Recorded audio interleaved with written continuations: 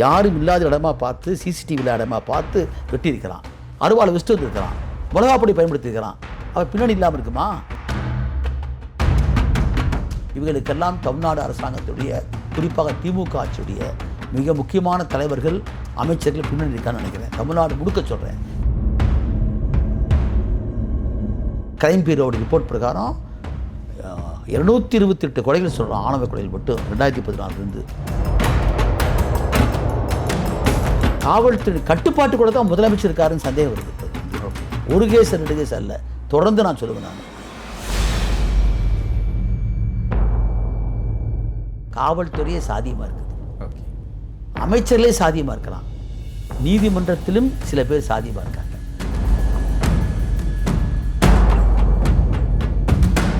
இந்த வழக்கில் முதல்ல கண்டிக்கப்பட வேண்டிய, கைது செய்யப்பட வேண்டிய ஆள் யார் தெரியுங்களா அவனுக்கு? காசி பாண்டியன் சொல்லக்கூடிய ஆய்வாளர். அவன் குடும்பமே உயர்ந்தவர்கள். அப்பா ஒரு பிஏ பட்டதாரி, அம்மா ஒரு ஆரம்பப்பள்ளி ஆசிரியை. இவன் மட்டும் இல்லை, ஒரு தம்பியும் டெக்கு.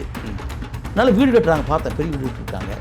எந்த வகையிலுமே அந்த சுபாஷித குடும்பத்துக்கு அவங்க இழைத்தவர்கள் அல்ல, பொருளாதாரத்தில், படிப்பில், அந்தஸ்தில்.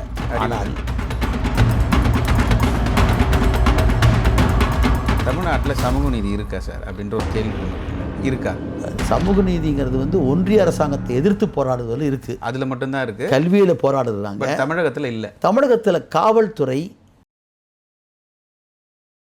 நியூஸ் டுடே நேயர்களுக்கு வணக்கம். நான் லோகநாதன். இன்று நம்மோடு சிறப்பு விருந்தினராக கலந்து கொள்ள இருப்பவர் மூத்த வழக்கறிஞர் பாப்பா மோகன் ஐயா நம்மோடு இருக்கிறார். அவரிடம் சில கேள்விகளை முன்வைக்கலாம். ஐயா வணக்கம்.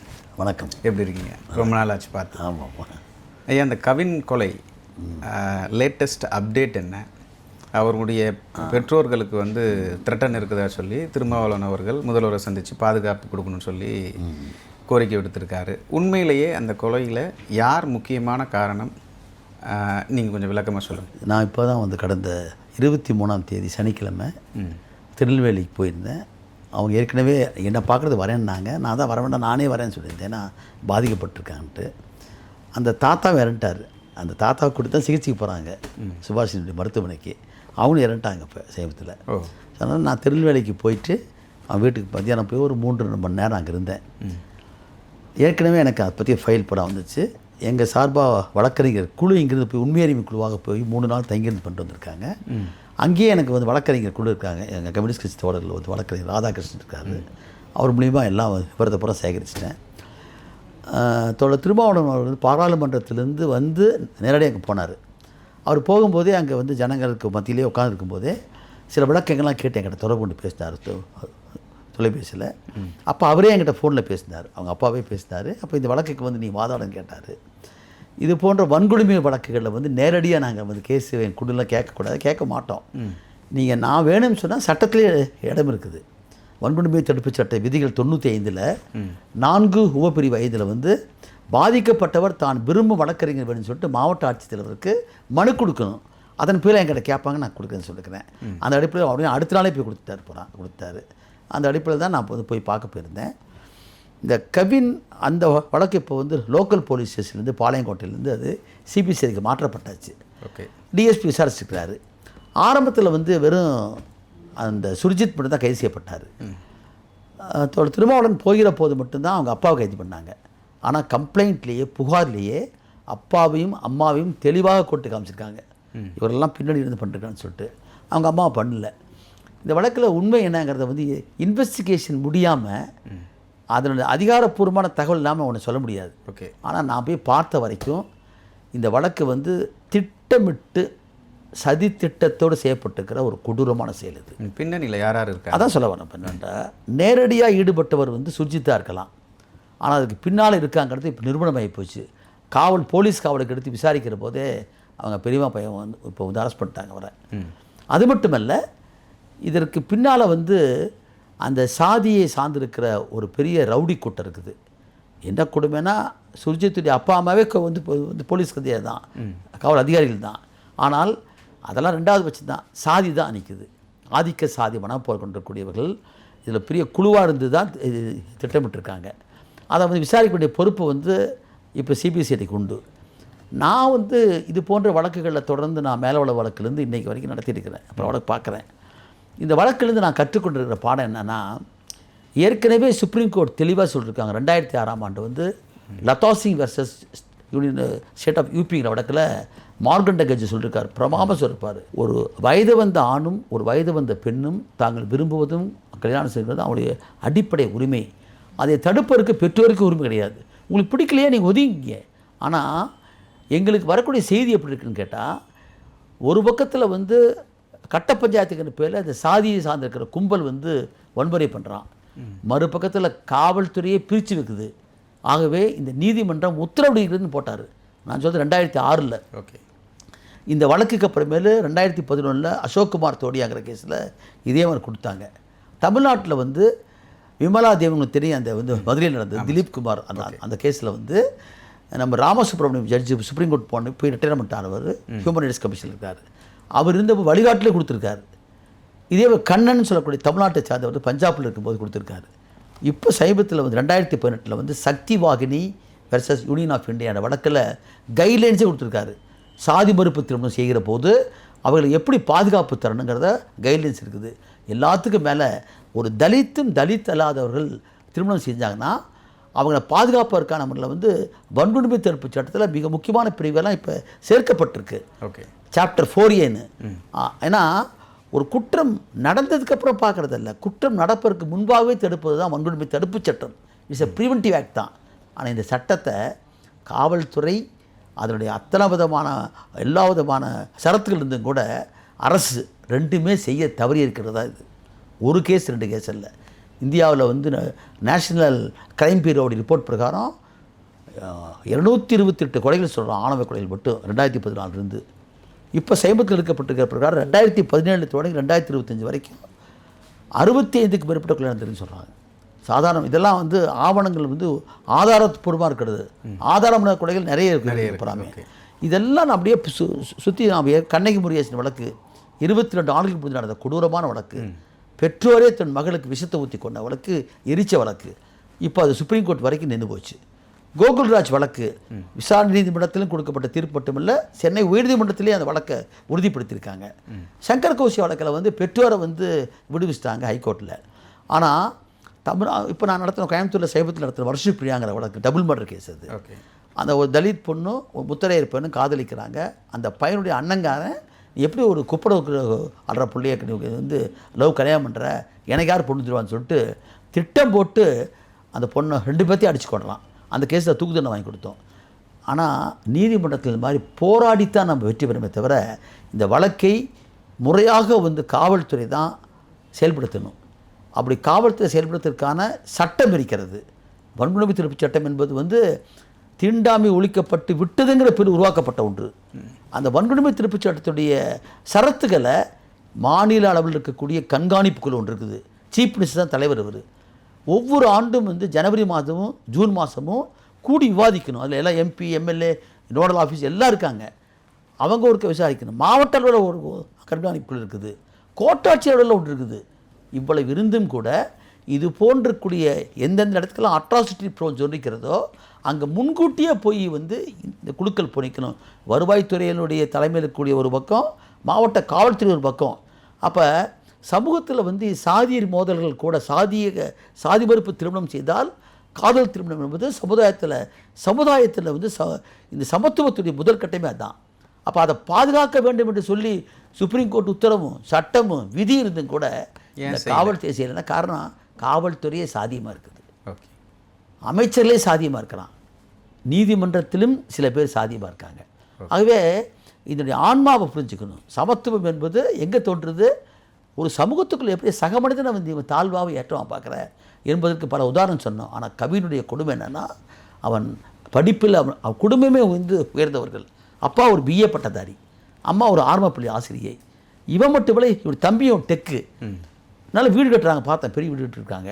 எந்த வகையிலுமே அந்த சுபாஷித குடும்பத்துக்கு அவங்க இழைத்தவர்கள் அல்ல, பொருளாதாரத்தில், படிப்பில், அந்தஸ்தில்.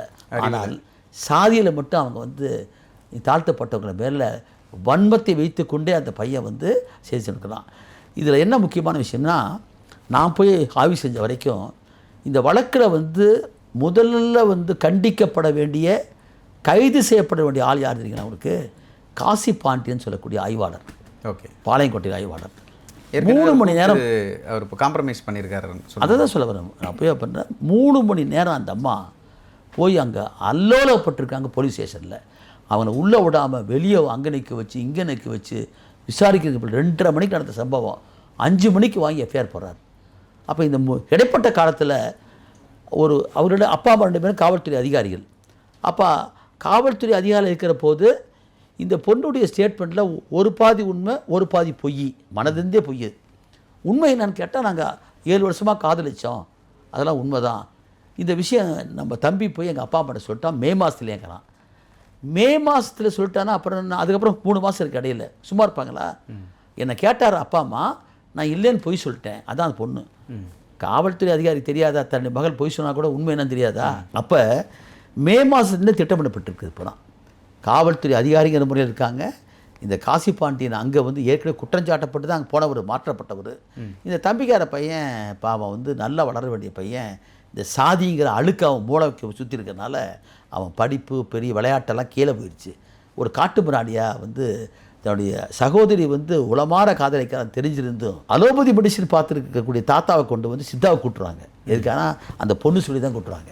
ஓகே. அப்படி வந்த இடத்துல வந்து திட்டம் போட்டு அவனை கூட்டிகிட்டு போய், அதுவும் யாரும் இல்லாத இடமா பார்த்து, சிசிடிவியில் இடமா பார்த்து வெட்டியிருக்கிறான். அருவாளை வச்சுட்டு வந்துருக்கிறான், மிளகாப்பொடி பயன்படுத்தியிருக்கிறான். அவன் பின்னணி இல்லாமல் இருக்குமா? இதில் ஆகவே சிபிசிஐடிக்கு மாற்றிருக்காங்க. அது பத்தாது. இந்த வழக்கில் ஏன் துவக்கத்தில் வந்து அந்த காவல்துறை ஆய்வாளர் காசி பாண்டியன் அந்த அம்மா 3 மணி நேரம் வந்து அலக்கடிச்சாங்கிறது ஒன்று. இரண்டாவதாக வன்கொடுமை தடுப்பு சட்டத்தில் 4வது பிரிவு சொல்லுது, காவல்துறை அதிகாரிகள் தன்னுடைய கடமை செய்ய மறுத்தால், அது வந்து புகார் வாங்கிறதுலேருந்து பதிவு செய்யறதுலேருந்து விசாரணையிலிருந்து சாட்சிகளை பாதுகாக்க தவறினால் 6 மாதத்திலிருந்து 1 ஆண்டு தண்டிக்கலாம்னு சொல்லிட்டு பிரிவு 4 சொல்லுது. ஆனால் எந்த நாட்டு நம்முடைய மாவட்டத்தில் நடைமுறையே கிடையாது.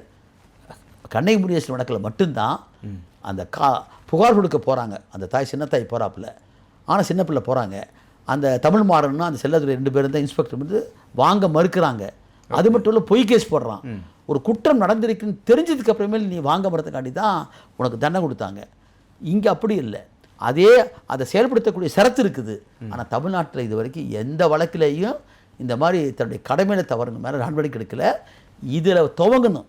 இது உண்மையான புலன் விசாரணையாக இருக்குதுன்னு சொன்னால் சிபிசிஐடி முதல்ல 3 மணி நேரம் அந்த அம்மாவை காக்க வச்சதுக்கு காரணம் என்ன என்பது துவங்கினாங்கன்னா இன்னும் பல விஷயம் வரும்.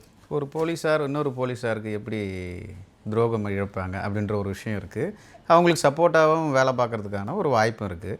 ஏன் நீதிமன்றம் இது ஒரு கேள்வியை முன் வச்சு இந்த சரத்துக்கள்லாம் ஏன் பயன்படுத்தலைன்ற கேள்வி எழுப்ப மாட்டேதுன்றது? அது வேணா நீதிமன்றத்தில் ஒன்றும் சார்ஜ் ஷீட்டை போலியே. இல்லை நாம் முன்னாடி இருந்த வழக்குகளில் சொல்கிறேன். அதெல்லாம் நாங்கள் வந்து கோட் பண்ணிட்டுக்கிறோம். நாங்கள் வந்து பல வழக்கு எடுத்து கொடுத்துக்கிறோம். இதை கொண்டு போக வேண்டிய பொறுப்பு என்னென்னா, இப்போ மாவட்டத்தில் இருக்கக்கூடிய காவல்துறை அந்த மாவட்ட நிர்வாகம் என்ன பண்ணுன்னா, இந்த வழக்கு எடுப்போலாம் விசாரிக்கணும். இந்த வழக்கில் எப்படி ஒருத்தர் விசாரிக்கிறாங்க, பிபி என்ன செய்கிறாரு, எப்படிலாம் விசாரிக்கணும். எங்கே இருக்குது செக்கப்பு? சட்டத்தில் இருக்கே தவிர நடைமுறையில் கிடையாது. ஒரு வழக்கு முடிஞ்சதுன்னா அந்த வழக்கு ஏன் முடிஞ்சுது, ஏன் விடுதலை ஆச்சுன்னு போட்டு ஆய்வு பண்ண சொல்கிறாங்க. 2008 வந்து ஏற்கனவே சுப்ரீம் கோர்ட் கொடுத்துருக்க தீர்ப்பு இருக்குது. எஸ்சி ஆக்டில் இது நடக்கிற போதே, ஏன்னா உங்களுக்கு தெரியும் வந்து ஒரு வன்கொடுமை வழக்கு வந்து பதிவு செய்யப்பட்டால் 2 மாதத்துக்குள்ளே வழக்கு புலன் விசாரணை முடிக்கணும், சார்ஜ் ஷீட் போடணும். ஓகே. இல்லைன்னா காரணம் சொல்லணும். அல்லது நீதிமன்றத்தில் குற்றப்பத்திரிகை தாக்கல் செய்யப்பட்ட பின்னாலும் 60 டேஸில் முடிக்கணும். அதனால தான் சிறப்பு நீதிமன்றங்கள் மட்டுமல்ல, எக்ஸ்க்ளூசிவ் ஸ்பெஷல் கோர்ட் போடுறாங்க. இதை விசாரிக்கக்கூடியதுக்காக தனியாக போடுறாங்க. எல்லாமே வந்து நடைமுறையில் வந்து செயல்படாத ஒன்றாக எழுத்தில் மட்டும் பட்டிருக்குது. ஆகவே தான் முதல்ல வந்து காவல்துறை அதிகாரி இருக்காங்க பார்த்தீங்களா, அந்த புலனாய்வு அதிகாரி, அவர் முதல்ல சென்சிட்டிசேஷன் ஆகியிருக்கணும். இந்த வழக்கு என்பது தீண்டாமை ஒழிப்பு என்பது சாதி ஒழிக்கக்கூடிய முதல் படி. சாதி ஒழிப்பு என்பது சமத்துவத்தினுடைய 2வது படி. இவைகளுக்கு எல்லாத்துக்கும் அடிப்படையாக இருப்பது காதல் திருமணம். இந்த காதல் திருமணங்கிறது இயற்கையான ஒன்று. அதை சாதி கொண்டு வந்து முன்னால் நிறுத்தி அவர் பிரிப்பது என்பது ஜனநாயகத்துக்கும் இன்றைக்கி இருக்கிற சமத்துவத்துக்கும் விரோதி என்ற ஒரு கண்ணோட்டத்தை காவல்துறை அதிகாரி பெறணும். அதுதான் முக்கியம். காவல்துறை அதிகாரிகளே அதுபோல் செயல்படும்போது அதான் சொல்கிறோம். ஆகவே தான் காவல்துறை சாதி பார்க்க சொல்கிறேன். அது நாம் சொல்லலை. சுப்ரீம் கோர்ட் பல தீர்ப்பு சொல்லியிருக்காங்க. இப்போ நான் தமிழ்நாட்டில் வந்து ஜஸ்டிஸ் ஆனந்த வெங்கடேஷ் அவருடைய தீர்ப்பை படித்து பாருங்கள். கோகுல்ராஜ் கேஸில் அப்பீல் தீர்ப்பு படித்து பாருங்கள். ஒரு ஆய்வுமிக்க ஒரு வந்து ரிசர்ச் ஜட்ஜ்மெண்ட் சொல்லலாம். பரத சக்கரவர்த்தின்னு ஒரு இளம் நீதிபதி தான் இருக்கார். இந்த கோயில் நடத்தக்கூடிய விழாக்களில் வந்து சாதி பார்க்குறாங்கல்ல, தெளிவாக சொன்னார். Casteless society is the motto of the India. அதுதான் நமக்கு இலக்கு. நீ சாதியை பிடிச்சின்னா காட்டு மிராண்டி, அது சாதியை ஒழிக்குன்னு சொல்கிறாரு. எங்கே நடைமுறை வருது? ஓகே சார், இப்போது அவங்களுக்கு பாதுகாப்பு வேண்டி முதல்வரை சந்திச்சிருக்காங்க. உண்மையிலே த்ரெட்டன் இருக்கா? அது போன்ற செயல்கள் ஏதாவது நடந்திருக்கா? இல்லை, அது வந்து நேரடியாக வராது, வேறு பல வகையில் வரும். எப்படின்னா, அந்த பொண்ணை வந்து என்ன பண்ணிட்டாங்க, எங்கள் அப்பா அம்மாவுக்கு எந்த தப்புமே சம்மந்தம் இல்லை, விட்டுருங்கிற வார்த்தை சொல்லி பாருங்கள். அப்போ அவங்க அப்பா அம்மாவை காப்பாற்றுன்னு முடிவெடுத்தாச்சுன்னு அர்த்தம் யார் பின்னணி இருக்கிறவங்க. இந்த பையனை மட்டுமே காமிச்சு இவங்களெல்லாம் விடுவிக்க பார்க்குறாங்க. இங்கே தான் வந்து அரசு எந்திரம் ஒரு சமூக நீதிக்காக இருக்கக்கூடிய ஆட்சின்னு சொல்லக்கூடியவங்க தன்னை நியாயமானு காமிக்கணும். அதுக்காக வந்து தொல் திருமாவர்கள் கூட்டிகிட்டு போயிருக்காரு. அது நான் பார்த்த வரைக்கும் வந்து அரசு வேலை அது கட்டாயம் கொடுக்கணும். ஒரு வன்கொடுமை சட்டத்தில் வந்து ஒரு கொலை செய்யப்பட்டால் 24 மணி நேரத்துக்குள்ளார மாவட்ட ஆட்சித்தலைவரும் மாவட்ட காவல்துறை கண்காணிப்பு வீட்டுக்கே போய் 12 lakhs 12 லட்சம் பணமும் வீட்டுக்கு ஒருத்தருக்கு அரசு வேலையும் நிலமோ வீடோ கொடுக்கணும், பென்ஷன் தரணும். இதெல்லாம் இருக்கிறது ஸ்டாச்சுட்டரி ரைட்ஸ் எல்லாம். பட் அதை கடைபிடிக்கிறாங்களா? சரியாக செய்கிறாங்களா? இந்த 2 விஷயம் கடைபிடிக்கிறாங்க. அதாவது உடனடியாக போய் 12 lakhs கொடுக்கறது, அது செக்காக கொடுத்து இப்போ பேங்கில் போட்டுருவாங்க. வீட்டுக்கு ஒருத்தருக்கு அரசுக்கு வேலை, அந்த அந்த பையனுடைய குடும்பத்தை சார்ந்தவங்களுக்கு. அப்படி தான் நீங்கள் இன்றைக்கி வந்து பல வழக்கில் பார்க்குறோம். அதுலேயும் பல கோளாறுலாம் இருக்குது. இன்னும் அதெல்லாம் நிறைய சொல்ல முடியும். நம்ம இதெல்லாம் என்னென்னா செயல்படுத்துவது தான் கோளாறு, இம்ப்ளிமெண்டேஷன். அதை செயல்படுத்தக்கூடிய தகுதி யாருக்கு வரும்? இந்த சட்டத்தை புரிஞ்சுக்கணும். இந்த சட்டத்தை புரிஞ்சுக்கிறதுக்கு அரசியல் சாசனத்தை புரிஞ்சுக்கணும். ஏன்னா வந்து தீண்டாமை ஒழிக்கப்பட்டு விட்டுன்னு போட்டுக்கிறோம், ஆண் பால் வித்தியாசம் கூடான்னு சொல்லிக்கிறோம், சாதி மத பேதம் கூடான்னு சொல்லிக்கிறோம், சமத்துவத்தை பற்றி பேசுகிறோம். ஆனால் சமத்துவத்துவம் இல்லாத பாகுபாடு கொண்டிருக்கிற தீண்டாமை இருக்கிற சமூகமாக இன்றைக்கும் தொடர்ந்து கொண்டிருக்கிறது இந்த விஞ்ஞான யுகத்தில். இதை ஒழிக்கிறதுக்கான போராட்டத்தில் வந்து வெறும் வந்து இந்த தீர்ப்புகள் மட்டும் வந்துடாது, சட்டத்தில் மட்டும் வந்துடாது. அதற்கு அப்பாற்பட்டு காவல்துறைங்கிற அந்த அந்த வந்து மிஷினரி நிறுவனமே மாற்றப்பட வேண்டும். அதான் முக்கியம். இப்போ ஒரு முக்கியமான கேள்வி சார், அந்த பொண்ணுடைய ஸ்டேட்மெண்ட்டு, அந்த வீடியோ, பல விஷயங்களை பார்க்கும்பொழுது அவர் தாத்தா கூப்பிட்டு வந்தார்னு சொல்லிட்டு ஆக்சுவலாக அந்த பொண்ணு தான் கூப்பிட்டு அந்த பையனை வர வச்சுருக்காங்களா? ஆமாம், அந்த பொண்ணு முன்னாலேயே என்னென்னா எங்கள் இதில் பார்க்கலாம், அவங்க வந்து ஏற்கனவே அவருக்கு ஆப்ரேஷன் நியூரோ பண்ணிருக்காங்க போகிறாமே. அங்கே வந்து அந்த இன்னொரு இதுக்கு போகிறதுக்கு முன்னால் இங்கே நாங்கள் பார்க்கலாம், அது ஒன்றும் பாதிப்பு இருக்கான்னு சொன்னங்காட்டி தான் இங்கே உடனே வந்து வச்சு கூட்டலாம். அது அலோபதி, இது சித்தா, சம்மந்தமே கிடையாது. அது அறுவை சிகிச்சையெல்லாம் இவங்க செய்ய மாட்டாங்க, அங்கே தான் பண்ணுவாங்க. அந்த மாதிரி அடுத்த கட்டத்துக்கு போகணுங்கிற போது இல்லை இங்கே பார்க்கலான்னு சொல்லி தான் கூப்பிட்டுருக்கு போகிறாங்க. ஆக்சுவலாக இது ஒரு ப்ரீ பிளானாக அந்த பொண்ணே கூப்பிட்டுருக்கான்றது இன்னொரு கேள்வி. கூப்பிட்டுருக்கலாம் உண்மை, அதுக்கெல்லாம் வந்து கான்வர்சேஷன் இருக்குது, அந்த தொலைபேசி தொடர்பே இருக்குது போகிறாமே, அதெல்லாம் இருக்குது, வந்து பேசுனதெல்லாம் இருக்குது போகிறாமே, அதுக்கு அன்னைக்கு பேசுனதெல்லாம் இருக்குது போகிறாமே. ஆனால் அதெல்லாம் ஒன்றும் பிரச்சனை கிடையாது. ஆனால் அந்த பொண்ணை கருவியாக வைத்துக்கொண்டு இவங்க திட்டமிட்டிருக்காங்கிறது தான் ஒரு சதி திட்டம். It's call criminal conspiracy. அது குற்றமுறை சதி நடந்துருக்கு போகிறாமே.